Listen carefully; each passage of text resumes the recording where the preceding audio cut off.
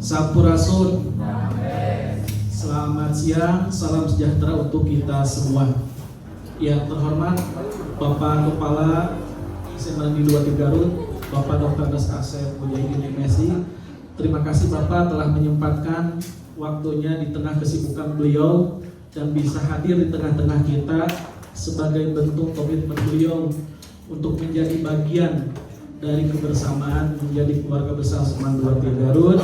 Kita beri aplaus buat Bapak Kepala kita. Juga yang terhormat Bapak Ibu Guru, alhamdulillah telah berkenan hadir melalui undangan yang disampaikan oleh Bu Siti. Dalam rangka ini sifatnya bekerjasama dan berkolaborasi. Jadi untuk masa-masa sekarang tidak ada lagi yang namanya individualis ya. Jadi berbagai hal itu sekarang kolaborasi. Contoh hal kecilnya dalam dunia digitalisasi, para YouTuber dia tidak bisa berdiri sendiri tanpa ada yang namanya collab istilahnya. Nah, ini dalam rangka Ibu Siti alhamdulillah diberikan amanah mungkin oleh pemerintah menjadi bagian penting dan juga menjadi kebanggaan bagi kita selaku keluarga SMA Negeri 23 Garut, dan ini merupakan peserta perdana pertama yang ada di SMA 23 Garut. Tepuk tangan buat Bu Siti. Nah, mudah-mudahan dengan diawalinya dengan Bu Siti mengikuti kegiatan guru penggerak ini bisa memberikan motivasi, inspirasi, dan memberikan semangat yang luar biasa bagi Bapak Ibu kelak ketika akan mengikuti program-program pemerintah khususnya guru penggerak. Bapak Ibu yang kami hormati, dalam kesempatan ini nanti akan ada beberapa hal penyampaian terkait materi sekitar apa itu guru penggerak dan tentu tentang aksi nyata yang nilai positif yang Ibu Siti ikuti. Kurang lebih udah berapa lama Bu? Sudah 3 bulan ya. Tidak terasa sudah 3 bulan Ibu Siti melaksanakan kegiatan guru penggerak yang mana secara lini masa itu berakhir 6 bulan, 9 bulan 6 bulan ya. Jadi 6 bulan ditargetkan bulan Juli itu beres, dan nanti beliau kita doakan mudah-mudahan lulus dan lancar dan bisa memberikan positif ilmu kepada kita semua. Baik Bapak Ibu, untuk mengefektifkan waktu kita langsung saja untuk mendengarkan dan menyimak secara seksama pemaparan yang akan disampaikan oleh Ibu Siti Anissa MPD terkait aksi nyata positif dan segala halnya. Untuk waktu dan tempat kami persilakan. Bismillahirrahmanirrahim. Assalamualaikum warahmatullahi wabarakatuh. Alhamdulillahirrahmanirrahim. Segala puji bagi Allah, saya bisa melaksanakan aksi nyata untuk kegiatan guru penggerak dari modul 1 tentang budaya positif. Sebelumnya saya ucapkan terima kasih kepada Bapak Kepala Sekolah, Bapak Asep Ansor Mujahidin MSI yang telah mengizinkan saya menggunakan waktu KBM. Bapak, terima kasih untuk melaksanakan aksi nyata berbagi. Jadi di sini saya berbagi ya, bukan mengajari tetapi kita sharing apa yang sudah saya terima. Saya mencoba untuk berbagi. Mudah-mudahan ada hal positif yang bisa kita maknai bersama-sama. Kemudian saya juga mengucapkan terima kasih kepada Pak Tri yang sudah membantu saya untuk berkoordinasi, dan juga Pak Agus yang membantu saya menjadi moderator handal di Seman 23 yang sudah saya catat baru saja ya Pak ya. Insya Allah ada. Ya, terima kasih Pak Agus, dan juga tak lupa kepada Bapak Ibu guru hebat semua di sini yang sudah membantu saya meluangkan waktunya untuk mendengarkan apa yang akan saya sampaikan. Jadi di sini kita sharing saja ya, santai gitu. Jadi kalau ada pertanyaan boleh langsung ditanyakan. Atau bagaimana Pak Gus, dibagi seksi aja? Oke, kalau gitu. Sebelumnya di sini saya akan menyampaikan terkait dengan aksi nyata modul 1.4 budaya positif. Dan tentunya sudah kenal saya ya. Ada yang tidak kenal saya? Tidak kenal. Saya adalah Siti Aisyah. Alhamdulillah saya sudah S2 dan saya adalah calon guru penggerak angkatan 7. Saya masih calon, jadi belum lulus gitu ya. Jadi kalau selama pendidikan ini kita masih calon. Jadi saya adalah calon guru penggerak angkatan 7. Mudah-mudahan nanti Pak Agus menyusul nih di angkatan 8 ya.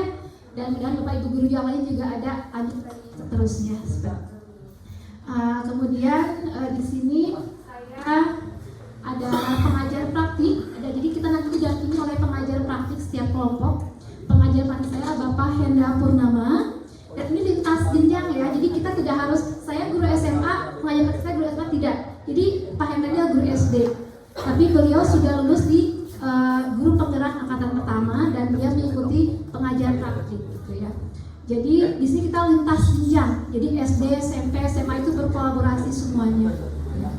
Kemudian ada fasilitator saya yaitu Ibu Yoyo Romayati STP MP. Beliau adalah fasilitator yang juga nantinya akan menilai saya. Jadi Pak pengajar praktik dan fasilitator itu adalah penilai saya juga gitu ya. Jadi nanti bagaimana hasilnya saya salah satunya ada dinilai oleh mereka berdua. Modul 1.4 ini dikembangkan oleh Bapak Karyat Heriana. Jadi inilah profil beliau. Jadi di sini saya hanya akan mencoba menyampaikan apa yang sudah ditulis oleh beliau, gitu ya. Jadi bukan dari ini saya sendiri, tapi saya mengubah dari apa yang sudah beliau sampaikan. Mudah-mudahan bisa bermanfaat ya. Nah, di sini ada topik pembahasan. Ada 2 pembahasan. Bagian pertama yaitu tentang disiplin positif, nilai-nilai kebajikan universal, teori motivasi, hukuman dan penghargaan serta restitusi, keyakinan kelas, kebutuhan dasar manusia, lalu ada restitusi 5 posisi kontrol, serta restitusi untuk segitiga restitusi. Ada yang pernah mendengar tidak? Belum. Oke, nanti kenal ya, maka istilah kan tak kenal maka taat. Oke, untuk bagian keduanya ada pengalaman dan pembelajaran setelah menerapkan konsep-konsep kunci tersebut. Jadi nanti saya akan menyampaikan apa yang sudah saya terapkan dan bagaimana dampaknya bagi diri saya pribadi seperti itu. Yang pertama kita akan bahas tentang disiplin positif dan nilai-nilai kebajikan universal. Nah, ada pertanyaan tematik nih buat semuanya. Setuju atau tidak setuju? Yang pertama, hukuman dapat mendisiplinkan anak. Setuju tidak? Setuju. Setuju. Oke, saya tidak akan dulu salah benar enggak ya, kita set dulu aja. Jadi Bapak Ibu setuju bahwa hukuman dapat mendisiplinkan anak? Setuju. Oke, yang keras dong. Setuju tidak? Oke, terima kasih. Semangat ya. Yang kedua, pemberian hukuman dengan hal positif seperti membaca atau membersihkan halaman sekolah dapat meningkatkan disiplin anak. Setuju. Setuju. Oke, yang ketiga, memberi penghargaan dapat meningkatkan motivasi belajar anak. Setuju. Setuju. Ya, ini biasa kita lakukan berarti ya. Oke. Saya juga sama biasa melakukannya. Tetapi setelah belajar guru penggerak, banyak hal yang saya peroleh yang harus saya change paradigmanya. Kita lihat ya. Oke. Nah, ada kegiatan nih, perubahan paradigma. Sekarang coba Bapak Ibu mengepalkan tangannya. Oke ya. Ambil secari kertas, kemudian kepalkan di tangan Bapak Ibu semuanya. Dan yang pura-pura aja gak usah secari kertas. Oke, anggap aja ada. Nah, yang dipegang itu adalah hal yang sangat penting sekali buat Bapak Ibu semuanya. Itu adalah hal yang sangat penting, yang berharga buat Bapak Ibu semuanya. Sudah ya? Oke. Nah, di sini saya akan coba melobi Bapak Ibu semuanya. Kira-kira mau tidak ya membuka kepalan tangannya? Sudah. Pak Baru sudah? Oke. Pak Baru tanpa saya bujuk lagi Pak Baru langsung membukanya? Iya, sudah. Oke. Karena semuanya milik Allah. Itu arti. Oh, oke. Tepuk tangan dong buat Pak Baru. Jadi Pak Baru itu tanpa saya rayu, bujuk, beliau sudah membukakan hal penting buat beliau. Beralasan bahwa itu adalah punya Allah. Nah, saat saya mau merayu nih siapa? Pegang tangannya? Pain deh, mau saya rayu. Pain, boleh dong dibuka kepalan tangannya? Boleh nggak Pak? Boleh. Ya Allah, baik-baik banget ya berhubungan 2 3. Boleh Pak? Tanpa harus saya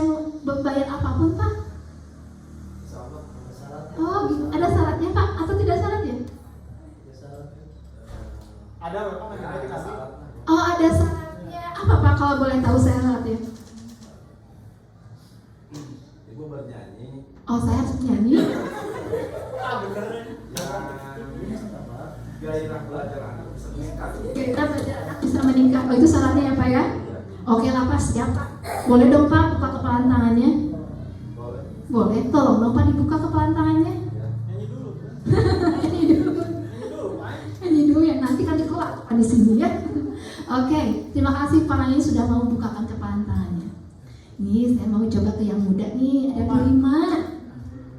Bu Rima, mau dong dibuka kepalan tangannya? Alasannya, saya butuh banget Bu Rima. Apa yang Bu Rima punya di situ? Alasannya masuk akal apa tuh ya? Saya pokoknya butuh banget. Saya bayar deh berapapun. Saya mau traktir deh Bu Rima, yuk ke Apians yuk.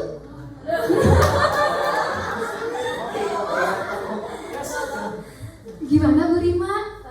Alasannya membuat saya menemukan anak saya. Saya butuh banget apa yang Bu Rima kepala. Sepertinya itu penting banget. Jadi boleh dong di sharing.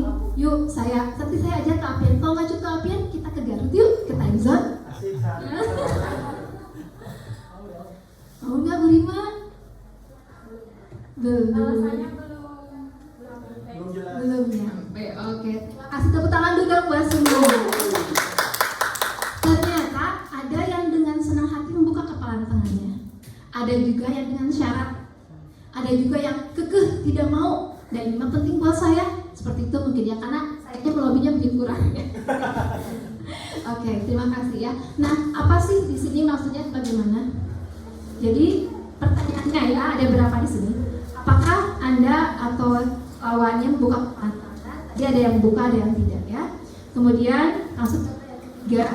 Dalam kegiatan ini sungguhnya siapa yang memegang kendali atau kontrol menutup kepalan tangan tersebut? Kira-kira siapa yang memegang kendali? Bu Siti. Saya? Saya memegangnya. Yang memegangnya berarti siapa? Diri kita sendiri, betul ya. Itu perubahan paradigma yang harus kita rubah. Jadi saya itu bukan memegang kontrol, tetapi sebenarnya yang memegang kontrol adalah diri Bapak Ibu sendiri semuanya. Jadi saya hanya mau saja. Kalau Pak Ain nggak mau buka ya dia akan buka. Sampaikan. Oke, kita lanjutkan. Nah, di sini ada teori kontrol dari Dr. William Glasser ya, bahwa ilusi. Jadi suatu hanya ilusi. Tadi kayak Pak Barat membuka, itu sebenarnya ilusi buat saya. Karena Pak Barat dengan ikhlas, bukan saya yang meminta. Jadi kontrol bukan ada di saya, tapi di diri Pak Barat sendiri. Jadi begitu pula pada murid kayak yang nurut sama kita, itu sudah hanya ilusi saja.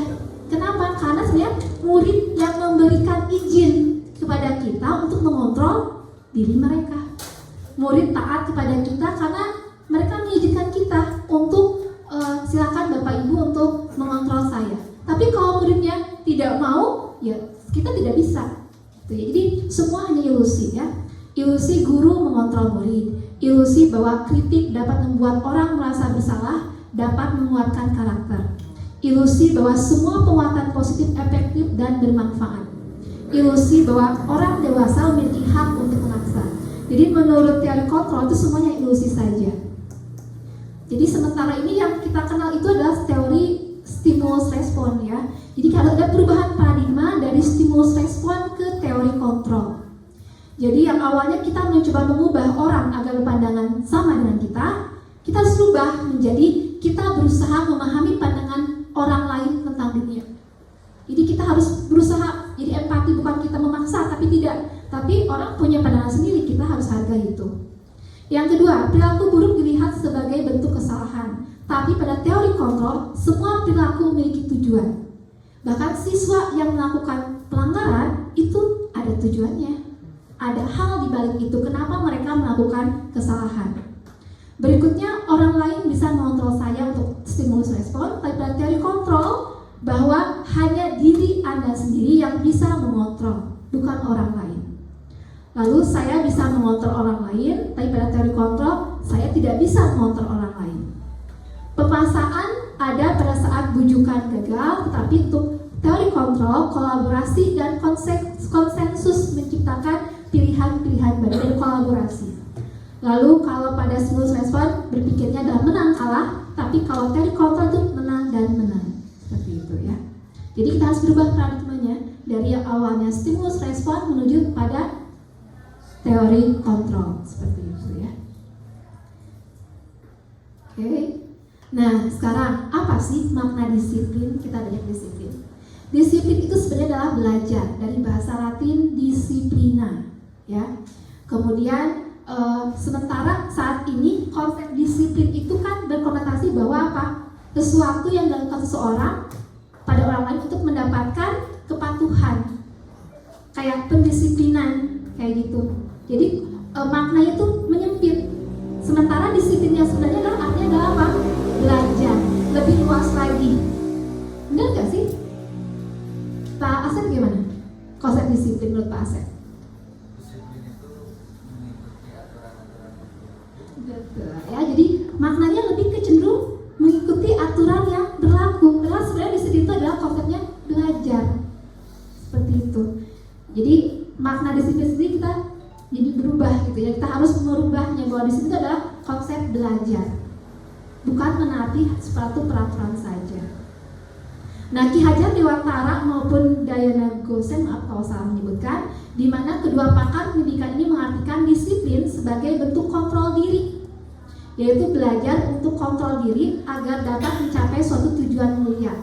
Tujuan di sini adalah tujuan yang mengatut dengan nilai-nilai kebajikan atau virtus yang universal. Jadi konsep itu adalah konsep untuk mengontrol disiplin diri untuk menuju pada tujuan kebajikan yang universal. Nah, apa sih kebajikan universal itu? Yaitu kebajikan universal adalah kebajikan sifat-sifat positif manusia yang merupakan tujuan mulia yang ingin dicapai setiap individu. Nilai-nilainya itu bersifat universal, lintas bahasa, suku, adat, gitu ya. Dan contohnya apa di sini? Beriman, keberimanan, mandiri, benar, kritis, berkebinekaan global, bergotong royong, kreatif. Itu adalah contoh-contoh kebajikan universal. Dan di pendidikan saat ini, kebajikan universalnya apa? Konsep apa? Ada yang tahu tidak? Konsep apa yang sekarang kita camkan di Merdeka Belajar? Apa? Profil? Pancasila. Profil pelajar Pancasila. Itu salah satu kebajikan yang menjadi kebajikan universal yang tujuan dari pendidikan Indonesia saat ini, dengan nilai-nilai kebajikan yang ada pada profil pelajar Pancasila, ya, itu contohnya. Nah, sekarang ada teori motivasi, hukuman, penghargaan, dan restitusi. Apa sih itu ya? Nah, teori motivasi berdasarkan dari Diana Gosen itu dalam Restructuring School Discipline ada 3 motivasi orang, yaitu untuk menghindari ketidaknyamanan atau menghindari hukuman. Yang kedua, untuk mendapatkan imbalan dari orang lain. Dan yang ketiga, untuk menghargai diri sendiri. Nah, untuk poin 1 dan poin 2 itulah adanya motivasi eksternal, karena untuk menghindari hukuman, untuk mendapatkan penghargaan. Jadi ada dorongan dari eksternal, dari luar. Nah, sedangkan poin yang ketiga itu untuk menghargai diri sendiri. Jadi dia datang dari mana? Dari dalam diri sendiri. Dan ini yang kita harapkan. Jadi motivasi yang diharapkan adalah motivasi untuk menghargai diri sendiri, karena tujuannya disiplin positif. Dan ini akan mengakar ya, kalau kita sudah datang dalam diri sendiri tanpa disuruh pun kita otomatis seperti itu. Beda dengan yang karena ada embel-embelnya gitu ya, besar ada embel-embelnya. Oke, next berikutnya dihukum oleh penghargaan. Nah, kita harus hati-hati ya dengan penghargaan. Siapa sih di sini yang suka memberikan penghargaan pada murid-muridnya? Pak Ain suka ya? Oke, penghargaan seperti apa Pak Ain yang diberikan? Selain ucapan terima kasih, Ya, 1 sampai 5 HKS saya bayar. oh oke, 1 sampai 5, ranking 1 sampai 5 gitu Pak? Ya, kadang sampai 10. Oh, LKS Bapak ya Mbak, tepuk tangan dong buat Pak Ain ya. Oke Pak Ain ya, terima kasih. Nah, kita harus hati-hati dalam memberikan penghargaan. Kenapa? Karena menurut Alficon itu ada beberapa hasil penelitian bahwa penghargaan itu tidak selalu memberikan hasil yang positif. Betul, tadi penghargaan itu tidak selalu berupa materi, tapi berupa ucapan terima kasih, pujian, itu pun merupakan penghargaan. penghargaan.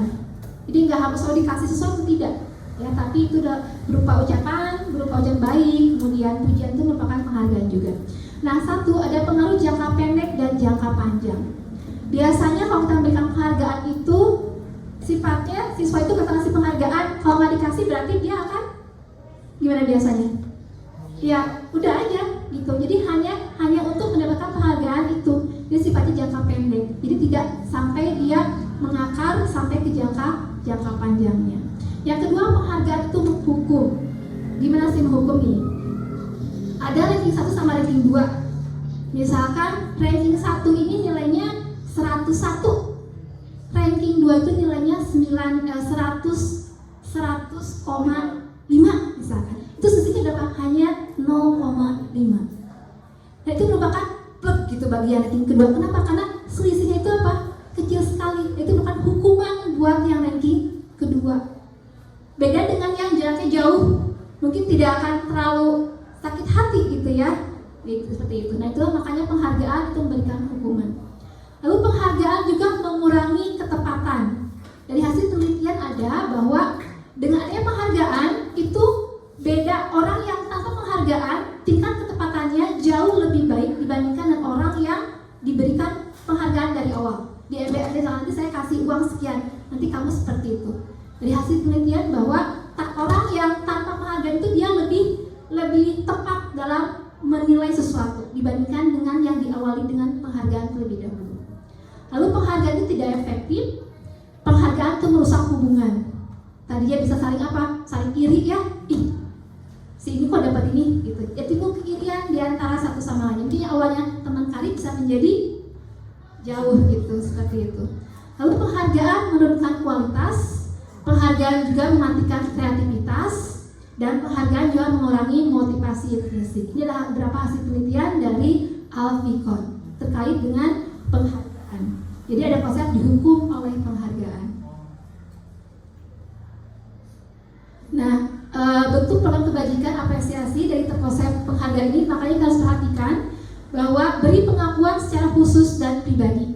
Tadi ya bukan berarti harus dengan barang aja, tapi dengan ucapan terima kasih, pujian pada siswa, itu pun merupakan suatu penghargaan.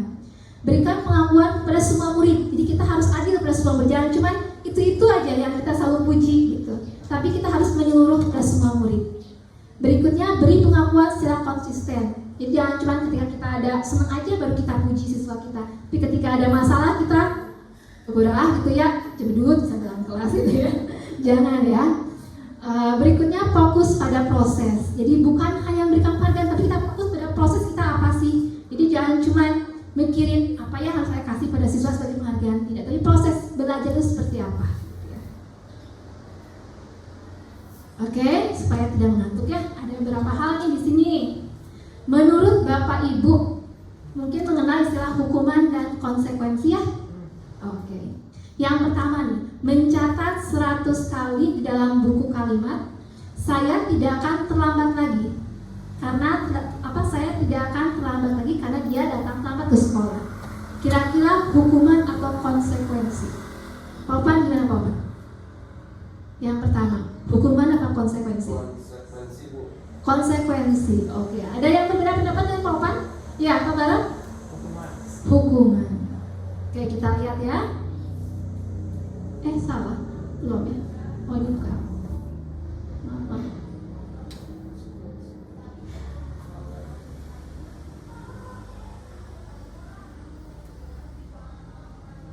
Sorry.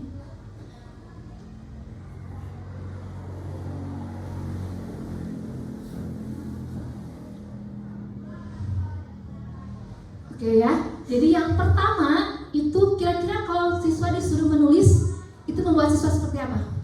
Senang atau capek atau kesel atau gemes? Bu Risa gimana? Kesel, bete, capek. Berarti itu apa Bu Risa? Hukuman apa konsekuensi menurut Bu Risa? Hukuman, betul. Itu adalah hukuman. Ya. Kenapa? Karena tidak menyenangkan.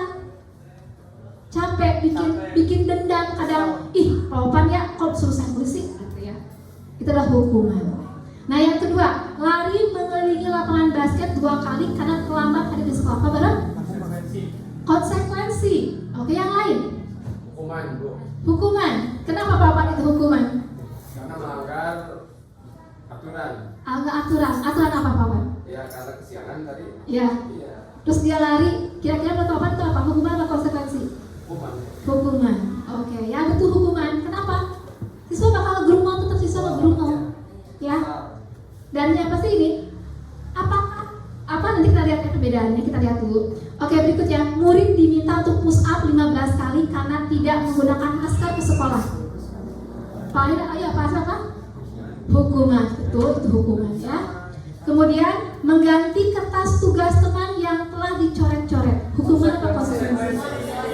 Konsekuensi. Berikutnya, membersihkan tumpahan air di meja karena tersenggol. Konsekuensi. Wah, hebat-hebat nih. Murid disuruh untuk mengenakan sepatu seharian di sekolah karena tidak mengenakan sepatu hitam. Bagus apa? Ya, dia nggak pakai sepatu, jadi dia harus lepas sepatunya, nggak pakai sepatu seharian. Konsekuensi. Konsekuensi atau hukuman? Jaga kebersihan. Apa? Hukuman. Ya, itu hukuman juga. Berikutnya, lari mengelilingi lapangan basket 2 kali karena terlambat 10 menit pada pelajaran PJOK. Hukuman. Hukuman? Hukuman karena terlambat. Konsekuensi. Konsekuensi Pak Asep. Karena pelajaran PJOK. Kira-kira ada yang bisa nggak membedakan antara hukuman dan konsekuensi? Ya, Pak Barat. Kalau konsekuensi itu ketika melakukan aksi ada efek samping lain seperti kecapean, seperti itu. Misalkan suruh lari pasti capek atau membersihkan meja yang tersenggol, membersihkan meja yang terkena air dari menyenggol gelas seperti itu karena basuh jadi bersihnya. Jadi itu apa? Konsekuensi. Oke, hampir sedikit lagi. Ada yang lain? Perbedaan antara hukuman dan konsekuensi. Bu Endang. Kalau hukuman itu orang tersebut sudah menyepakati. Kalau konsekuensi apa? Aku baru sama Bu Ani. Oke, gampang gimana? Jadi kalau konsekuensi itu ada ada kesepakatan betul. antara si yang melanggar sama maksudnya ada kesepakatan gitu. Jadi Iya. kalau konsekuensi menyalahinya merenang kesalahan harus konsekuensi harus membereskannya gitu. Kalau hukuman kalau hukuman itu kayak secara dadakan gitu. Oke, Kan betul tidak ya. direncanakan ya. Betul. Wah, hebat Bu Endang. Oke, betul ya. Jadi Bu Endang, hukuman itu tidak direncanakan. Ya, spontanitas dan sifatnya itu tidak menyenangkan buat kita. Konsekuensi juga tidak menyenangkan. Tapi tadi ada apa? Ada kesepakatan bersama dan sesuai dengan konteksnya. Kayak kesenggol, ya wayahnya dilap. Jangan kesenggol, ngejain yang lain. Seperti kemarin Pak Yuda sampaikan ya, ketika remedial, nah itu harus sama, seimbang. Jadi sesuai yang remedial, konsekuensinya harus mengerjakan tugas remedialnya yang sesuai dengan konteksnya, jangan yang berbeda gitu ya. Makanya tadi yang lari mengelilingi lapangan basket ketika pelajaran lari konsekuensi, bukan hukuman. Kenapa? Karena sedang pelajaran olahraga PJOK. Lain lagi ketika pelajaran saya matematika, maka itu menjadi hukuman. Jadi sesuai dengan konteksnya ya. Wah, hebat-hebat nih semuanya ya, tanpa saya ini. Oke, terima kasih. Nah, inilah perbedaan antara hukuman dengan konsekuensi. Tadi betul ya, sesuatu yang menyakitkan itu hukuman, konsekuensi juga sesuatu yang harus terjadi, gitu ya. Membuat anak sakit hati dan untuk jangka waktu lama untuk kalau hukuman. Tapi kalau konsekuensi itu sakit hatinya itu hanya apa? Jangka pendek ya, karena anak merasa oh ya emang saya salah gitu. Lalu yang anak akan membenci disiplin, kalau yang konsekuensi anak akan menghargai disiplin karena dia melihat sesuai dengan konteksnya, ya seperti itu. Dan ini adalah perbedaan antara hukuman dengan konsekuensi. Ya nanti kalau ada pertanyaan mungkin boleh tanyakan. Selanjutnya, dan kita lanjutkan ke restitusi. Apa sih restitusi itu? Mungkin untuk yang BK sangat familiar sekali ya dengan restitusi. restitusi adalah proses menciptakan kondisi bagi murid untuk memperbaiki kesalahan mereka sehingga mereka bisa kembali pada kelompok mereka dengan karakter yang lebih kuat. Nah, adanya kolaborasi dalam restitusi ini antara murid dengan yang mencari solusinya. Jadi di sini tuh siswa itu ketika dia salah, kita ajak dia untuk kembali supaya tidak melakukan kesalahan, tapi tanpa paksaan, atas kesadaran diri sendiri. Itu yang tidak ada restitusi, ya. Jadi dia supaya kembali dengan karakter yang lebih kuat. Nanti kita lanjutkan. Nah, perbedaannya sih ada hukuman, konsekuensi, dan restitusi. Dan yang kita harapkan adalah proses restitusi. Ya, jadi kalau hukuman itu bersifat negatif, kalau konsekuensi itu netral, tapi kalau restitusi itu bersifat positif. Karena di restitusi itu tidak ada hukuman, ada proses pilihan. Berikutnya menguatkan siswa untuk jangka waktu yang panjang. Kemudian adanya korban itu mendapatkan ganti, nggak ada istilah korban lagi, gitu ya. Kemudian murid atau anak mendapatkan penguatan, masalahnya juga terpecahkan. Kemudian murid belajar untuk bertanggung jawab atas perilakunya. Dan ini adalah contoh dari restitusi. Jadi yang kita harapkan itu nanti Bapak Ibu guru semua itu bisa menciptakan ke arah restitusi. Jadi bukan lagi sebagai penghukum, gitu ya. Kalau konsekuensi oke lah netral, tapi kita harus berubah menuju ke arah yang restitusi. Nah, ini ciri-cirinya tadi ya, bukan untuk menebus kesalahan, namun untuk belajar dari kesalahan, memperbaiki hubungan, adanya tawaran bukan paksaan, kemudian menuntun untuk melihat ke dalam diri, mencari kebutuhan dasar yang mendasari tindakan, adanya cara yang paling baik, kemudian fokus pada karakter bukan tindakan. Jadi kita memperbaiki karakter bukan pada kesalahannya, gitu ya. Kemudian fokus pada solusinya, bukan pada masalahnya. Solusinya seperti apa?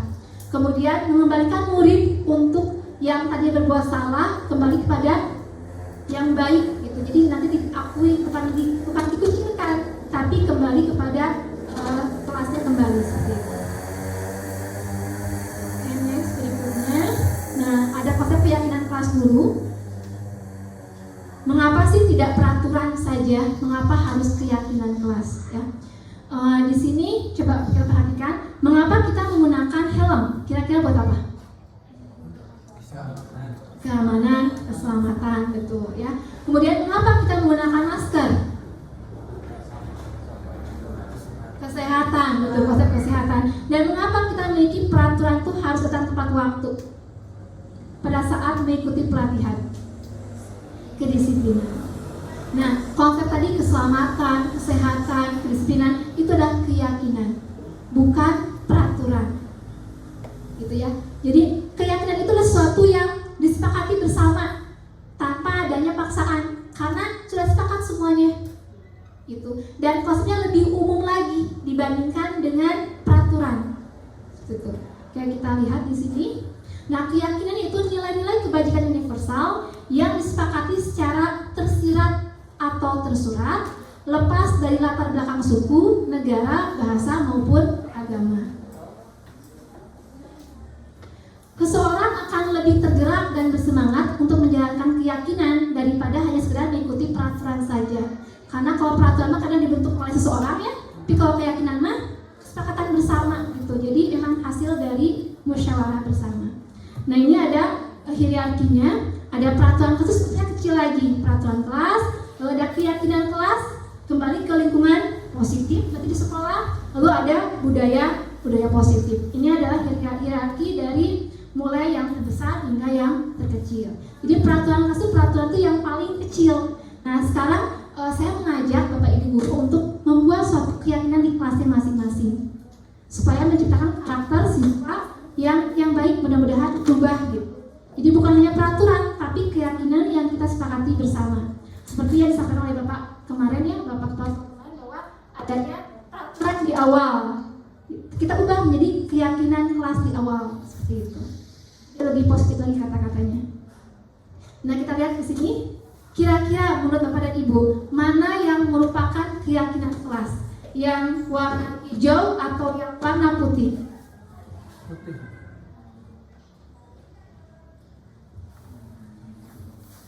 Ini kesepakatan semuanya, tapi mana yang merupakan keyakinan kelas? Hijau apa putih? Pak Asep apa Pak Asep? Putih. Yang lain? Yang hijau datang tepat waktu, mengucapkan salam, menjaga kebersihan sekolah, berdoa, aktif, pembelajaran tertib. Kalau yang seperti yang putih, kami guru dan murid yang saling menyayangi, kami murid yang semangat belajar, kami murid yang peduli dengan teman-teman. Kira-kira mana yang merupakan keyakinan? Yang hijau. Hijau, putih? Hijau. Nah, kita lihat siapa yang punya Pak Asep nih? Cum? Oh nggak ada Pak. Oh ada Bu Rima, ada Pak Ain. Putih, oke ada Pak Opan. Oke, siapa putih Pak Barok? Saya minoritas. Oke ya. Nah, Pak Asep nih, kenapa yang menurut Pak Asep, kenapa yang putih merupakan keyakinan? Lebih universal. Kan dari kata-kata awal juga kami kita semua. Oke ya. Oke, dan betul jawabannya Pak Asep ya. Oke, kenapa? Karena datang tepat waktu tuh bisa dari bagian yang putih. Coba yang mana? Yang Masuk ke mana? Kami murid yang Semangat belajar, betul. Karena yang putih itu lebih universal, bisa mencakup ke bagian yang hijau seperti itu. Nah, itulah keyakinan kelas seperti itu. Jadi kata-katanya lebih umum dan kalau kita perinci itulah suatu kesepakatan atau peraturan kelas. Dan ini sudah saya terapkan di kelas keyakinan di semester ini. Mudah-mudahan ada dampak positif untuk anak-anak saya dan mungkin bisa diikuti oleh Bapak Ibu guru semuanya. Nah, sekarang bagaimana sih kita menggunakan konsep keyakinan itu? Di sini namanya ada keyakinan kelas tabel T dan tabel Y. Kalau tabel Y dia kayak huruf Y, kalau tabel T dia kayak huruf T gitu ya. Di sini ada keyakinannya hormat, bekerja dan diterima dan dimiliki. Nah, contohnya seperti apa? Nah, seperti ini ya. Untuk hormat contoh di sini. Untuk tabel Y terdengar. Satu orang bicara, "Yuk, saya bantu. Kita bisa selesaikan ini." Jadi ini adalah kata-kata dari nilai hormat ya. Untuk kata yang terdengar, "Yuk kita bantu." Terlihat berarti apa? Berempati dengan perasaan orang lain. Lalu berperilaku berarti tersenyum ramah. Seperti hormat, salah satu contoh hormat ya, tersenyum ramah, memberikan salam hormat, seperti itu. Dan untuk yang tabel T, maka terlihat seperti tampak seperti dan tidak seperti dan tidak tampak seperti. Maaf. Kalau yang tampak sepertinya datang tepat waktu, itu salah satu contoh hormat juga ya. Tidak tampak seperti sering hadir terlambat. Lalu menyapa teman dan guru setiap hari, tidak tampak seperti tak acuh pada teman dan guru. Ini adalah proses untuk membuat kata-kata dalam keyakinan kelas untuk dengan tabel Y dan tabel T ya. Mudah bisa dipahami. Oke, setelah kebutuhan dasar manusia. Nah, ada 5 dasar kebutuhan manusia menurut William. Dan kalau misalkan salah satu dari kebutuhan dasar ini tidak terpenuhi, efeknya apa? Ada yang tahu tidak? Misalkan kita nggak menguasai kasih sayang, tidak dapat kasih sayang, kira-kira apa yang terjadi? Sedih, broken home, ada yang broken home, ada yang tidak harmonis ya. Jadi kalau salah satu dari 5 kebutuhan dasar tidak terpenuhi, maka kita akan melakukan sesuatu yang istilahnya negatif. Nah, jadi di sini ada 5 kebutuhan dasar. Yang pertama bertahan hidup, itu survival. Dia seperti makan, minum, gitu ya, itu salah satu kebutuhan hidup. Kemudian keturunan juga salah satu kebutuhan hidup, bertahan hidup. Kemudian ada kasih sayang dan diterima. Lalu ada penguasaan, itu penerimaan ya dari orang seperti itu. Lalu ada kebebasan, free. Kita juga membutuhkan kebebasan. Lalu ada kesenangan. Ini adalah 5 kebutuhan dasar. Nah, kita harus menganalisis nih, siswa kita jangan-jangan ada kayak suka cari perhatian. Ada. Nah, berarti kurang perhatian. Kasih sayang, betul. Jadi jika salah satu dari 5 kebutuhan dasar ini tidak terpenuhi, maka siswa akan mencari, entah dia nyari perhatian kita supaya kita kesel gitu ya. Jadi kita tuh jangan di sini saya belajar bahwa kita sebagai guru jangan mudah marah, tapi lihat di balik itu. Jadi kayak apa yang gunung es tau ya, di bawah sebenarnya masih panjang tuh. Jadi jangan cuma lihat di atasnya aja, tapi lihat secara keseluruhan. Oh, mungkin siswa kita ini kurang perhatian nih, di rumahnya kurang kasih sayang. Jadi kita jangan menjudge terlebih dahulu bahwa itu siswa ini jelek atau siswa ini nakal seperti itu, tapi harus dilihat apa sih seperti itu. Nah, itu bagian dari restitusi gitu ya. Jadi peran guru itu ternyata luar biasa sekali ya. Jadi bukan cuma hanya mengajar, tetapi lebih pada pembentukan karakter, itu yang penting juga. Nah, kita kembali ke restitusi 5 posisi kontrol. Sekarang ada 5 posisi kontrol dalam proses restitusi, yaitu diungkapkan oleh William Glasser. Yang pertama itu sebagai penghukum, yang kedua pembuat rasa bersalah, yang ketiga sebagai teman, yang keempat sebagai pemantau, yang kelima sebagai manajer. Nah, kira-kira dari 5 posisi kontrol ini, Bapak dan Ibu kira-kira ada di posisi mana? Sebagai penghukum kah? Teman. Sebagai teman. Oke, Bapak sebagai teman. Kemudian ada yang sebagai pemantau. Kalau pemantau lebih ke peraturannya apa? Jadi kita lebih melihat pada peraturan. Kalau pemantau. Kalau penghukum tadi membuat apa tadi penghukum? Membuat sakit hati. Dan itu konsep penghukum. Lalu kalau membuat rasa bersalah jadi apa ya? Jadi kita tuh kayak mengulas ke siswa, jadi membuat sesuatu ngerasa bersalah kayak gitu. Jadi ada ibu kecewa sama kamu karena kamu tidak mengerjakan PR, ibu sangat kecewa. Nah, itu membuat rasa bersalah gitu ya. Lalu kalau teman itu jadi kita kayak teman aja gitu. Jadi ayolah lakukan demi ibu gitu. Jadi kita kayak best friend gitu. Tapi kita juga harus ada ini ya, jarak juga gitu ya. Jangan sampai siswa melunjak ke kita gitu ya. Kalau pemantau itu sesuai dengan peraturannya.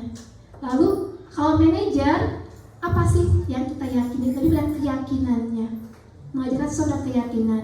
Dan tujuan kita adalah pada konsep sebagai manajer. Itu yang diharapkan betul.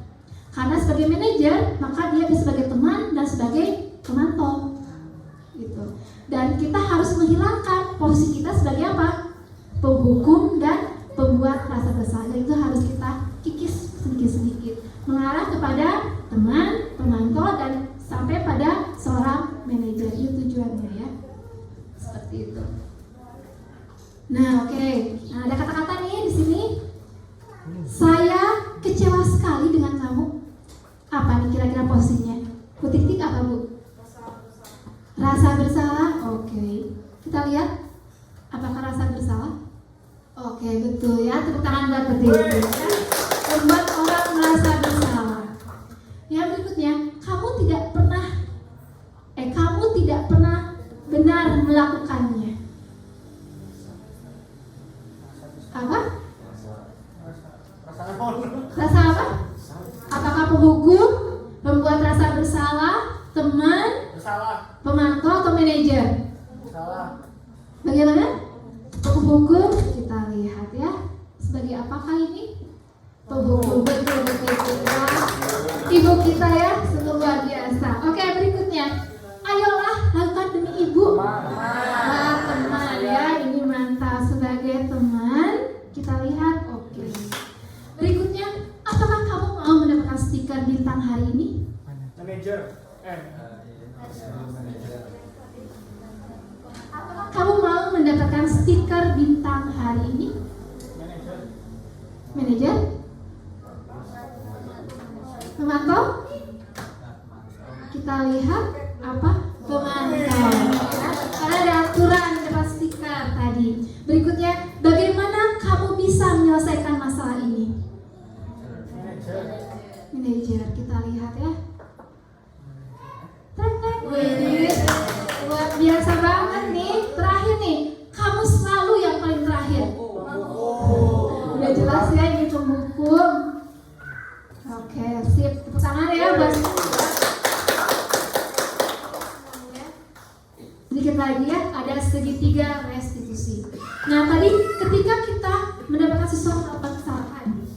maka kita tidak boleh menjudge siswa tersebut. Kita harus menganalisisnya dengan cara apa? Dengan cara segitiga restitusi. Nah, poin-poinnya apa saja? Yang pertama, menstabilkan identitas. Yang kedua, validasi kebutuhan. Dan yang ketiga, menanyakan keyakinan. Dalam proses menstabilkan identitas, yaitu kita tuh kayak jangan menjudge dulu, tapi kita kayak, ibu paham kok kamu seperti itu. Ibu juga pernah salah seperti itu. Jadi jangan lu diomelin, enggak, tapi kita berusaha untuk masuk kepada jiwa anak, merasakan kenapa sih dia seperti itu, dia seperti itu gitu. Jadi kalau dari awal kita sudah memarahi, kira-kira apa yang terjadi? Udah malas ya saya. Tapi kalau misalnya kita, ibu paham kok, ibu juga dulu melakukan hal itu, itu akan cenderung apa? Cenderung terbuka pada kita. Ya beda dengan yang ngomel, marah-marah seperti itu.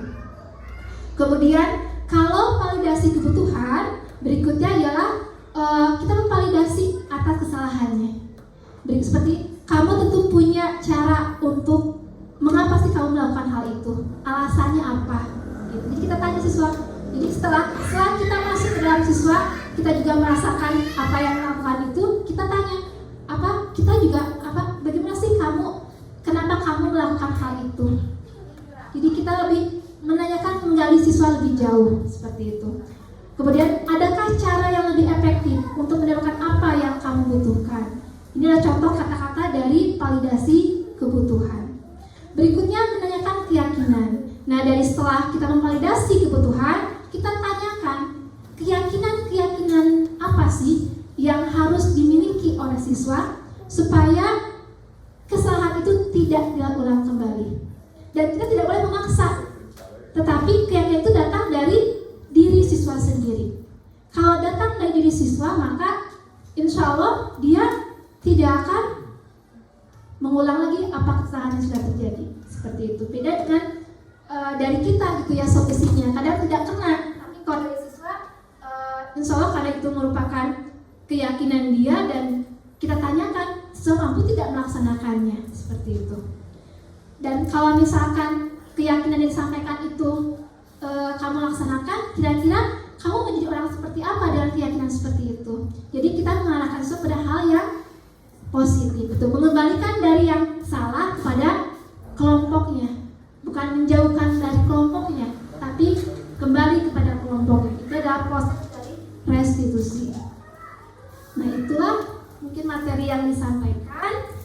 Ada cukup banyak tadi yang mudah-mudahan bisa dipahami oleh Bapak Ibu semuanya. Dan ini pengalaman saya setelah saya mempelajari budaya positif ini. Saya berusaha untuk memahami kondisi siswa lebih dalam lagi. Jadi ya awalnya saya suka yang tadi hanya lihat di atasnya saja. Saya berusaha untuk apa sih dibalik siswa itu melakukan hal itu gitu. Lalu lebih sabar dalam menghadapi siswa, tidak menghardik. Jadi saya sekarang tidak menghardik luas, jadi lebih mendalami dari awal. Jadi supaya siswa terbuka pada kita. Berikutnya berusaha mengenal siswa seutuhnya, lalu berusaha lebih memperhatikan semua siswa secara adil. Itu yang saya rasakan setelah saya menjadi bagian dari guru penggerak itu, karena banyak hal yang saya rasa positif untuk diri saya seperti itu.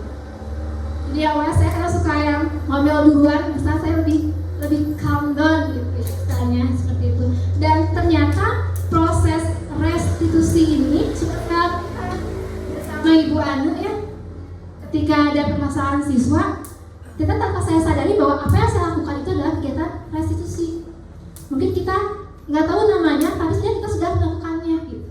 Dan saya sudah melakukannya ternyata ketika bareng Bu Anu ya, Bu Anu. Jadi ketika ada masalah apa-apa, kita nggak ngomel-ngomel ya Bu Anu ya. Kita menggali dengan Pak Agus juga yang bagus, sehingga siswa sadar akan kesalahannya. Dan alhamdulillah siswa saya sekarang hadir gitu ya, hadir terus dari setelah proses itu. Seperti itu. Mudah-mudahan dampak baik dari apa yang kita lakukan di Bu Anu seperti itu. Dan Pak Gus juga harus mengetahui ya Pak Gus seperti apa gitu. Seperti itu. Itu ternyata proses restitusi gitu. Nah, ini pembentukan kelas yang sudah saya buat di kelas saya. Jadi saya membuat keyakinan dengan kelas saya. Ini ada videonya, mungkin bisa.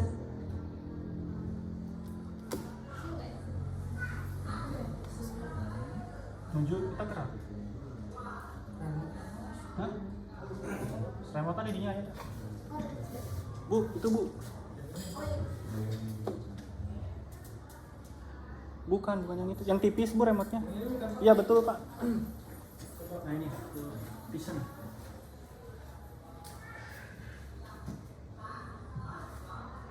Ini waktu aku masih ketawa-ketawa ya. Ini saya bersama siswa saya mencoba untuk membentuk keyakinan kelas gitu, dan kita sepakati ada 4 keyakinan kelas di sini.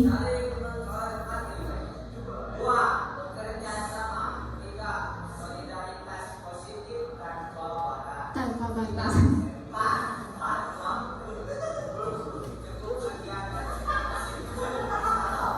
Nah ini mudah-mudahan nanti rencananya saya akan membuat poster di kelas saya terkait dengan keyakinan kelas tersebut. Mudah-mudahan bisa tertanam di jiwa siswa saya seperti itu.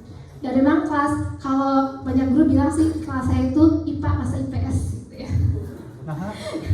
Mungkin sudah tahu ya seperti itu. Makanya saya berusaha untuk saya tidak pernah memarahi siswa saya, tapi nggak apa-apa, memang lakukan aja seperti itu gitu ya. Jadi nggak apa-apa gitu seperti itu. Tapi kita menggali hal baik apa sih di balik itu. Dan ternyata Gilang ini orangnya aktif sebenarnya, dia ya, punya sisi positif dan dia punya sisi humor. Di kelas saya itu sebenarnya Bapak Ibu banyak siswa yang pandai untuk membuat kita ketawa sebenarnya ya. Lucu kelas saya itu kalau saya melihat seperti itu. Makanya ada istilah IPA rasa IPS gitu pada saat ini. Oke, itu keyakinan kelasnya. Nah, terima kasih. Sekian yang bisa saya sampaikan terkait dengan materi budaya positif. Demikian. Terima kasih atas perhatiannya. Mungkin nanti ada pertanyaan atau bagaimana, silakan. Terima kasih. Assalamualaikum warahmatullahi wabarakatuh. Waalaikumsalam warahmatullahi wabarakatuh.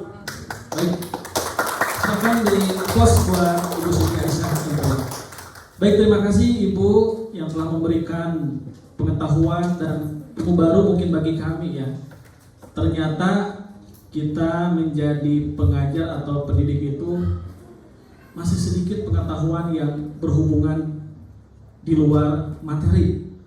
Seperti disampaikan oleh Ibu, bahwa yang paling utama itu selain memberikan pengajaran juga membentuk karakter. Betul Bapak Ibu? Karena ketika karakter sudah terbentuk, maka siswa kita akan merasa nyaman dan aman dengan diri kita. Dan tentu banyak sekali yang tentu karena waktu pula lah yang tidak memungkinkan. Mudah-mudahan Ibu juga berkenan nanti di luar kegiatan yang sifatnya formal, mungkin kami bisa sharing dengan Ibu terkait inspirasi ataupun aksi nyata positif ini. Sesuai dengan yang tadi disampaikan oleh Ibu, untuk sesi berikutnya mungkin yang pertama dari Bapak Kepala Sekolah, mungkin ada yang ingin memberikan komentar atau sedikit tanggapan terkait apa yang disampaikan oleh Ibu Siti Aisyah MPD barusan.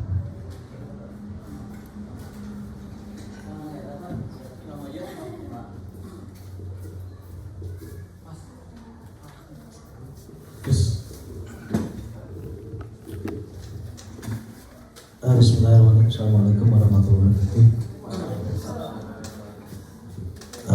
Pertama-tama mari kita kasih applause kembali lagi buat Ibu Siti. Ini merupakan dengan hadirnya Ibu Siti ya MPD, ini menginspirasi kita semua buat Ibu Bapak. Ini karena program pemerintah kami di Boristek dengan adanya program CGP, ini merupakan suatu paradigma yang akan merubah konsep pendidikan yang Indonesia lebih kedepannya lebih maju lagi. Artinya silakan Ibu dan Bapak, rekan-rekan yang ada di SMA Negeri 23 ini untuk mengikuti seleksi berikutnya. Perlu diketahui mungkin ada juga Pak di sini. Kita kemarin itu kemarin dibuka angkatan ke-9 kalau nggak salah. Ada Ibu Bapak yang ikut nggak? Belum. Seleksi dan pendaftaran masih belum ditutup ya Bu ya? Atau sudah? Oh sampai? Wah ini terakhir. Di terakhir ini ada yang ibu dan bapak yang mencoba mendaftar karena minggu kemarin bapak di SMA 7 menandatangan beberapa perizinan dan untuk diupload ya. Nah ini kalau misalkan ibu dan bapak belum sempat ikut ke angkatan 9, silakan nanti angkatan tahun berikutnya ibu dipersiapkan karena ini sangat bagus sekali. Kita jangan melihat ini bergurunya berapa tahun ke depan, yang jelas apabila ibu dan bapak nanti masuk GP guru penggerak, ini salah satu syarat untuk mengikuti atau punya bonus untuk bisa testing menjadi kepala sekolah ya, termasuk yang pengawas. Satu hal, karena program di sini ada budaya positif, nah ini juga nanti bapak akan mencoba menggulirkan budaya positif udah bersama dengan Pak Agus, bagus ya. Ini artinya salah satunya karena kebetulan hari Senin sekarang tanggal berapa Pak? Tanggal 16 ya. Bapak menjadi pembina upacara. Bapak mohon buat rekan-rekan semuanya berikan suri teladan contoh yang baik buat siswa-siswi. Artinya ibu dan bapak semuanya harus ikut upacara Bu Pak ya, terkecuali mungkin Pak Ain kalau misalkan hari Senin tidak ada jadwal, minimal yang ada jadwal dulu lah. Atau misalkan kalau ibu bapak dekat, silakan mungkin Pak Bu yang dekat juga walaupun tidak ada jadwal, etang-etang nyambut bapak lah ya, ingin ikut upacara semuanya. Nah nanti budaya ini yang bagus ini bisa dikembangkan terus oleh ibu dan bapak, artinya nanti ketika ada kepala sekolah atau tidak ada, itu artinya ada suatu kebiasaan budaya yang diciptakan oleh SMA 23 ini, artinya untuk mengikuti upacara bersama. Karena nanti rasanya kurang bagus ketika siswa dipaksa untuk mengikuti upacara sementara ibu dan bapaknya masih malas untuk upacaranya. Itu konsekuensinya mau ada artinya ibu dan bapak menjadi pembina upacara atau tidak, silakanlah, artinya ibu dan bapak harus membuat ya. Nanti mungkin untuk kedepannya Pak Agus kita coba supaya dengan materi yang disampaikan oleh Bu Siti nanti ada hukuman, ada sanksi dan ada konsekuensinya.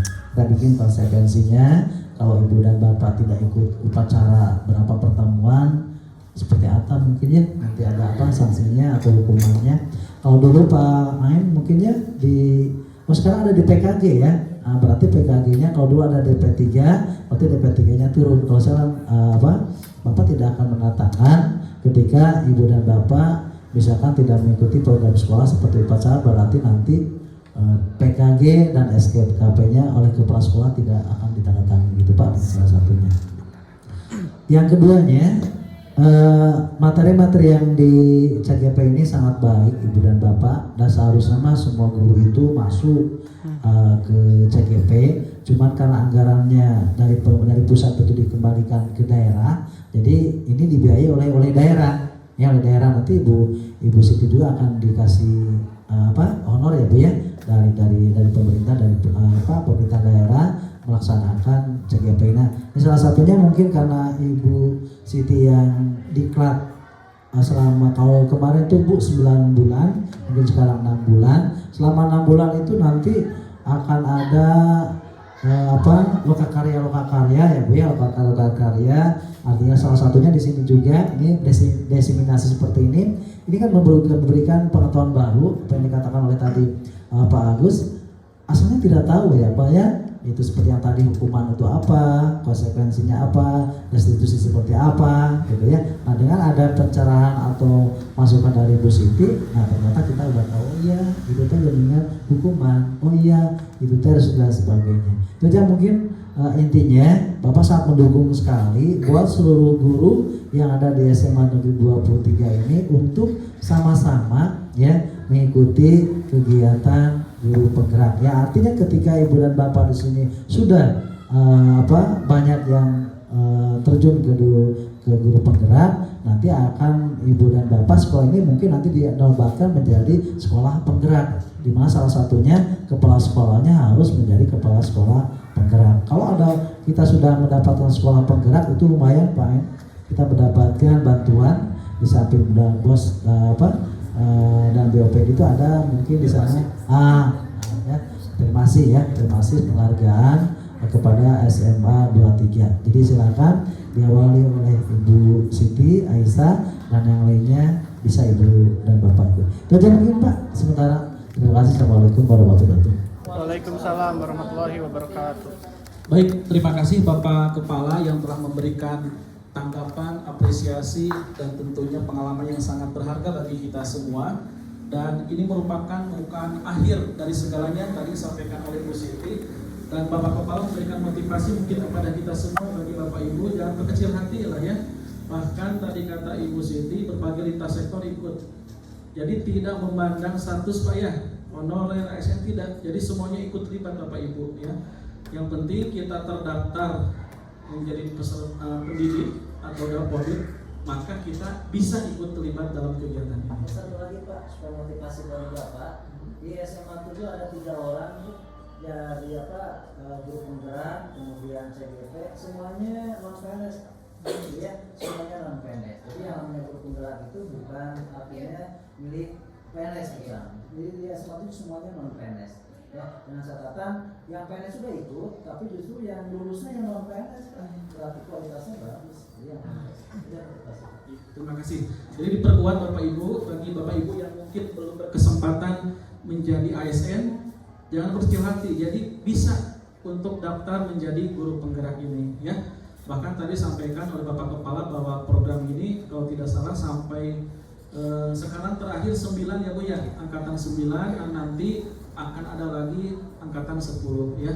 Adapun untuk berbagai apa syarat-syaratnya mungkin nanti bisa sharing lah dengan Ibu Siti. Yang paling utama adalah tadi tahapan pertama itu adalah kelengkapan dokumen. Di antaranya biodata ya, termasuk nanti akan ada surat rekomendasi dari Bapak Kepala Sekolah dan fakta integritas. Plus yang kedua itu membuat esai. Jadi esai itu berupa pertanyaan-pertanyaan yang memang seputar pengalaman kita. Apa motivasi Bapak Ibu ikut guru penggerak, terus yang berikutnya apabila nanti terpilih mau jadi apa dan seperti apa programnya. Dan itu mungkin nanti file-filenya bisa tersedia lah di Bu Siti. Juga mungkin saya juga kebetulan sekarang sedang mengikuti Bapak, mengikuti sebetulnya sudah dengan Bu Siti tahap 7, karena saya belum berkesempatan dan belum diridhoi mungkin ya, belum lulus. Nah, ikut lagi sekarang tahap 8, lagi menunggu proses tahap kedua, yaitu simulasi mengajar dan wawancara. Ya insya Allah nanti untuk simulasi mengajar tanggal 24 Januari hari Rabu. Minta doanya dari semuanya ya. Kalau Ibu Siti sekarang udah masuk calon guru penggerak, kalau saya belum calon. Belum. Masih ingin. Ya baik Bapak Ibu, mungkin ada yang ingin berikan komentar, tanggapan, saran ataupun pertanyaan terkait apa yang tadi disampaikan oleh Ibu Siti yang tentunya sangat bermanfaat dan berharga bagi kita semua. Mangga Bapak Ibu. Dan jangan khawatir, tadi Bapak Ibu mendengarkan kata Bu Siti ada reward, ada punishment ya. Ada reward punishment tidak tadi? Tidak ada ya. Itu inisiatif saya. Oh hati-hati. Kalau saya cek tadi di ruang pantry, ruang makan itu sudah tersedia berupa bingkisan makanan. Ya. Ketika ditelusuri, oh berarti Ibu Siti sudah mempersiapkan reward kepada Bapak Ibu. Oh, terima kasih Bu ya. Insya Allah jadi Bapak Ibu setelah ini nanti ada hidangan dari Ibu Siti seadanya tapi luar biasa adanya. Nah itu yang paling enak ya. Dan ini juga kalau nanti saya lulus harus diperhitungkan juga nih saya. Mudah-mudahan ada tambahan support dari Pak Alim.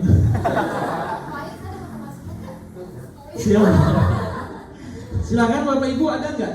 Ibu Titik mangga Bu.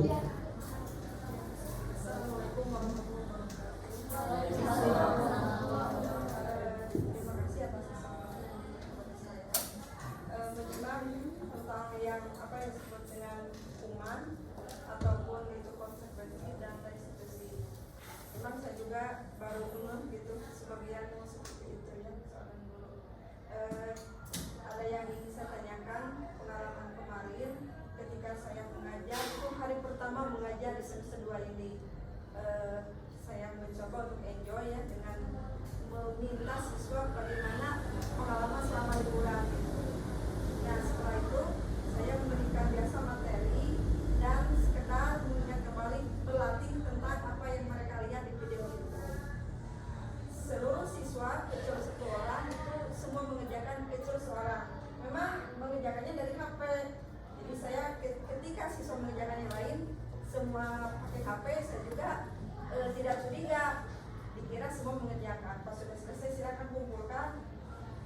mendekati seorang itu ternyata lagi main game yang seorang itu, dan ketika ditanya mana hasil pengerjaannya, belum dibuat, coba lihat sedikit saja, ternyata satu huruf pun belum ditulis dan memang tidak mungkin sama sekali. Saya bilang ini, coba pinjam dulu HP-nya. Saya pinjam HP-nya dan saya pinjam di sini simpan sampai sore hari ini sama saya. Nah, pertanyaannya apakah itu menyakitkan bagi siswa, hukuman atau bagaimana? Sukanya saya. Terima kasih.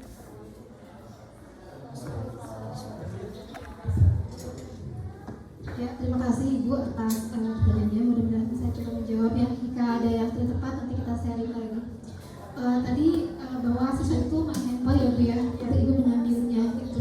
Itu adalah suatu konsekuensi karena kan tindakannya sesuai dengan apa yang dilakukannya gitu ya. Tetapi kita harus hati-hati ya Bu ya. Jadi jangan sampai bahwa mohon maaf, handphonenya dikembalikan lagi tidak? Dikembalikan lagi. Ada syaratnya tidak atau bagaimana? Ya, itu saja pokoknya tidak mengulangi. Yang mau bawa gitu. Oke. Nah, ketika handphone itu diambil oleh ibu, itu adalah sesuatu yang tidak menyenangkan buat siswa tersebut, gitu ya. Tetapi ketika siswa tahu bahwa kesalahannya dia itu apa, gitu ya, kemudian dia tahu sadar bahwa ibu mengambil handphone itu karena dia tidak mengerjakan tugasnya seperti itu. Dan ketika apakah pelajaran berikutnya diulang lagi tidak Bu? Baru kemarin. Oh, baru kemarin, ya. Dan kalau memang diulang lagi, berarti ada sesuatu yang harus kita telusuri. Kenapa sih seperti itu? Seperti itu. Mungkin dia kalau siswa itu main game ketika pelajaran, berarti dia apa yang hilang dalam diri dia? Tadi kan ada 5 kebutuhan dasar ya. Kira-kira apa yang hilang? Kalau ada akhir apa? Berbuat sama apa kalau main game? Ya, ada kesenangan, funnya dia kekurangan itu Bu sepertinya. Jadi siswa itu kan main game itu sesuatu yang menyenangkan buat dia ya, tetapi harus tahu tempat dan waktunya seperti apa. Makanya kita menambah keyakinan dulu seperti itu. Bukan peraturan, jadi keyakinan di kelas seperti apa? Saling menghormati misalkan. Di antaranya adalah saling menghormati itu ketika pembelajaran. Jadi kalau misalkan keyakinan kelasnya adalah saling menghormati, berarti boleh tidak kita menggunakan handphone ketika pembelajaran kalau tanpa izin? Tidak boleh. Jadi dari awal itu kalau saran saya kita buat kesepakatan dulu, betul. Jadi supaya kadang kan kalau tidak ada kesepakatan kita juga siswa juga jadi seenaknya gitu. Tapi kalau keyakinannya dibuat bersama-sama gitu, insya Allah sih siswa tahu bahwa udah disepakati bersama gitu. Jadi dia tahu bahwa dia tidak boleh melakukan hal itu seperti itu. Terima kasih. Mungkin ada tambahan dari Bapak Pak? Terima kasih. Ada. Bapak Ibu mungkin terakhir ada? Ibu anak. Terima kasih atas kesempatannya. Di sini saya bangga sekali bisa dipersatukan kata-kata yang sendiri dengan berbagai ilmu, berbagai pengalaman dan juga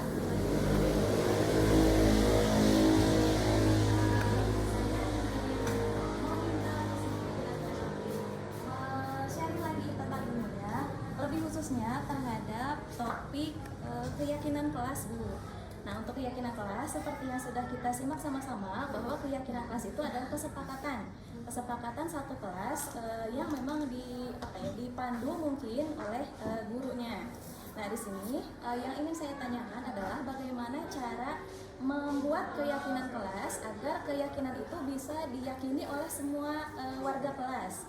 Karena kan warga kelas itu kita tahu sama-sama bahwa setiap kelas punya karakter masing-masing, kemudian setiap siswa juga punya keyakinan masing-masing.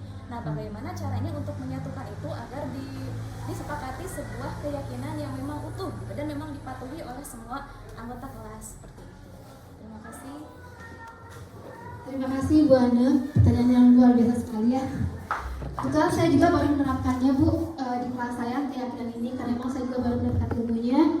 dan saya baru menerapkan di semester ini karena kayak dari kelas itu saya terima materinya di bulan Desember gitu. Jadi belum sempat saya terapkan, belum bisa hari ini. Bagaimana caranya? Saya juga masih mengevaluasi gitu karena saya baru melaksanakannya kemarin itu di kelas saya. Saya pertama ketika pembukaan kelas itu saya tidak langsung belajar, saya membuat dulu keyakinan kelas saya. Berharapnya apa? Supaya bukan hanya pada pelajaran saya, bukan hanya pada diri saya saja, tapi pada semua bapak ibu guru yang mengajar di kelas saya. Mereka akan melakukan hal yang sama sesuai dengan keyakinan kelas yang kami buat, seperti itu. Yang pertama saya nanya pada siswa saya, kira-kira kalau dalam pembelajaran itu atau di kelas itu kamu tuh harus apa sih? Oh bu, kita tidak boleh kalau orang bicara tidak boleh nyerobot gitu. Terus kalau ini kita nggak boleh ini bu, nggak boleh ngomong yang seenaknya sama teman. Nah ada banyak sekali kan komentar dari anak kan. Lalu kita kira-kira itu masuk ke dalam apa? Saya kasih contoh dulu, misalkan tanya tadi kalau pakai helm itu apa sih? Keselamatan bu. Oke, nah kalau misalkan tadi kamu tidak boleh berkata kasar pada teman, kamu tidak boleh menyerobot orang lagi bicara, itu kira-kira apa sih? Konsep apa gitu? Menghormati bu. Oh oke. Jadi keyakinan yang pertama adalah kita harus saling menghormati. Setuju tidak dengan keyakinan ini? Semua anak setuju.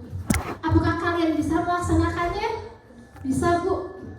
Dan nanti saya akan evaluasi di sebulan ini seperti apa.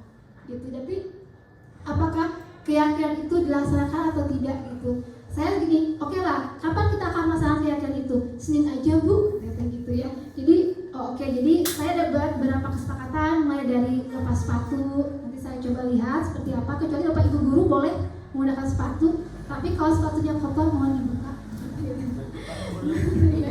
Tapi kalau bapak ibu guru boleh, seperti yang bapak kemarin sampaikan, boleh seperti itu. Saya akan coba lihat hari Senin itu seperti apa, apakah ada perubahan tidak dari diri siswa saya seperti itu. Jadi saya ngajak diskusi dulu banget dengan siswa saya, lalu kita giring ke arah keyakinan apa sih itu, seperti itu. Dan nanti kamu bisa tidak melaksanakan itu? Bisa bu, katanya yakin. Oke, nanti kita lihat bersama-sama seperti itu. Jadi saya kasih kepercayaan pada siswa saya terlebih dahulu. Gitu. Jadi mudah-mudahan kepercayaan saya ini bisa dilaksanakan sebaik-baiknya. Dan kalaupun nanti ada yang melanggar keyakinan itu, ya kita tarik siswa itu, kita analisis kenapa sih gitu. Kenapa kamu melanggar keyakinan tersebut? Pasti ada hal, ada alasannya gitu. Dan tadi kembali kepada 5 kebutuhan dasar. Jadi kalau 5 kebutuhan dasar terpenuhi, itu semua insya Allah akan baik-baik saja karena semua sudah terpenuhi. Jadi kita akan analisis nih Bu Ane, saya juga sama-sama mungkin Bu Ane juga bisa melakukan keyakinan di kelasnya dan kita sama-sama sharing kelas Bu Ane seperti apa, kelas saya seperti apa. Begitu. Terima kasih.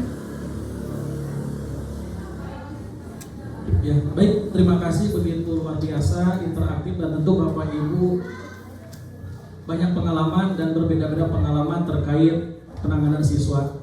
Nah, dengan ilmu yang disampaikan Bu Siti ini minimal menjadi roadmap bagi kita atau blueprint bahwa SMA 23 akan mengadopsi atau mengadaptasi dari apa yang sudah Ibu Siti lakukan dalam program guru penggerak, dan tentunya insya Allah akan didukung 100% mungkin oleh Bapak Kepala Sekolah yang berhubungan dengan peningkatan kompetensi dan kualitas pendidikan yang ada di SMA 23 Garut. Bapak Ibu, tidak terasa mungkin waktu jualah yang harus memisahkan kita dan sudah menunjukkan waktu pukul 12:15 dan mudah-mudahan mungkin Ibu Siti secara tidak formal nanti mudah-mudahan terkenal juga mungkin apabila kami Bapak Ibu yang ingin sharing terkait inovasi-inovasi yang berhubungan dengan pembelajaran. Untuk itu kita beri applause buat Ibu Siti. Baik, Bapak Ibu yang kami hormati, alhamdulillah secara dan tambahan terusan Bapak. Bismillahirrahmanirrahim. Assalamualaikum warahmatullahi wabarakatuh. Mohon maaf tentunya namanya pas badai ditutup tapi Abi Melas yang tadi sama Ibu jelaskan itu memang sangat positif gitu ya Bu. Yang sebelumnya saya yang tadi kata Bu Titi ini hukuman atau konsekuensi gitu ya. Tapi yang saya tanyakan di sini mungkin lebih ke universal karena tadi yang Ibu bahas dan yang ingin saya tanyakan di sini mungkin lebih universal. Jadi realisasi budaya positif yang direncanakan untuk saya sendiri. Ya. Terima kasih. Iya. Terima kasih Bu Endang. Wah, pertanyaannya berat banget ya. Oke, saya coba jawab. Jadi budaya positif apa sih yang akan saya coba lakukan untuk saya pribadi untuk Seman 23 gitu ya. Tadi seperti saya sampaikan, saya awalnya dari kelas saya dulu. Ya, saya coba diri saya sendiri dulu deh gitu. Saya menerapkan keyakinan di kelas saya seperti apa dan saya akan evaluasi. Berikutnya saya mencoba untuk kemarin kan ketika rapat dengan Bapak, apa sih ide-ide yang ingin disampaikan, saya mengutarakan beberapa ide ya Pak ya. Itu adalah salah satu bentuk saya ingin memperbaiki sekolah kita gitu. Yang menurut saya apa sih yang kurang saya ingin gitu. Karena kan kita harus salah dengan visi misi kita ya. Gitu. Jadi seperti yang kemarin disampaikan terkait dengan kebersihan gitu ya. Itu salah satu budaya positif juga yang ingin saya kembangkan di sini. Karena jujur aja kalau ada tamu suka malu, saya tuh kalau misalkan ingin ke toilet, aduh saya suka keringat dingin keluar gitu. Seperti itu. Jadi apa saya ingin menciptakan sekolah itu sekolah yang bersih. Kalau bersih mah udah cantik dilihat ya seperti itu. Jadi mudah-mudahan dengan adanya Bapak bisa mewarnai sekolah kita gitu dengan hal yang lebih positif lagi. Seperti itu. Kemudian juga saya apalagi ya selain itu saya mencoba untuk mengajarkan siswa saya itu apa ya saling menghormati gitu ya. Jadi menularkan hal-hal yang supaya tidak berkata kasar, walaupun memang susah ya anak-anak sekarang, tapi dengan diri saya sendiri tidak pernah berkata kasar pada murid saya berusaha untuk supaya siswa saya pun bisa menirunya gitu. Mudah-mudahan seperti itu. Mungkin itu saja sih yang baru bisa saya lakukan untuk Seman 23 dan juga ini pun salah satu bentuk budaya positif saya menyampaikan mudah-mudahan ada hal baik yang bisa diperoleh oleh Bapak Ibu semuanya. Terima kasih Bu Endang. Baik Bapak Ibu, alhamdulillah secara rohani kita sudah terisi oleh Ibu Siti dan Ibu Siti pun tidak tanggung-tanggung memberikan rohaninya, juga jasmaninya pun akan dikasih. Itu sudah tersedia, sudah gampang. Tadi Pak Baron langsung wah, kalau dalam syuting itu ketika iklan cut. Mungkin karena Pak Baron saking sayangnya kepada Bapak Ibu takut nasi diambil oleh Amin. Nah itu saja mungkin Bapak Ibu, alhamdulillah sekali lagi beri aplaus lagi buat kita.